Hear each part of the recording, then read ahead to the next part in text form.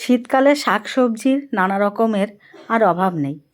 যখন তরকারি খেতে খেতে আর ভালো লাগে না, এইরকম 5 রকমের সবজি দিয়ে একটা ভাজা করলে খুব ভালো লাগে। আমি তো ভীষণ ভালোবাসি। তো চলুন আজ সেইটাই শেয়ার করব আপনাদের সঙ্গে।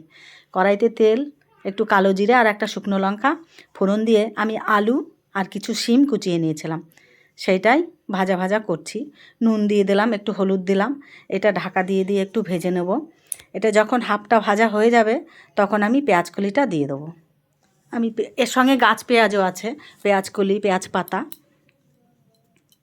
এটা দিয়ে ভালো করে নাড়াচাড়া করে মিশিয়ে নেব। একটু নুন দিয়ে দিলাম, কাঁচা লঙ্কাও দিলাম। এটা ঢাকা দিয়ে দিয়ে যখন এটা হাফটা ভাজা হয়ে আসবে তখন আমি দেবো মটর শাকটা।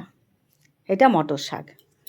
মটর শাকটা দিয়ে এবার ভালো করে নাড়াচাড়া করে ভেজে নেব। এইভাবে ঢাকা দিয়ে দিয়ে করব। দেখুন এইভাবে নাড়াচাড়া করে নেব। সব সময় নেড়ে রাখতে হবে, নয়তো নিচে লেগে যাবে। এবার আমি দিয়ে দেবো ধনেপাতা। আমার ভাজা হয়ে গেছে, গ্যাসের ফ্লেমটা অফ করে ঢাকা দিয়ে দেবো।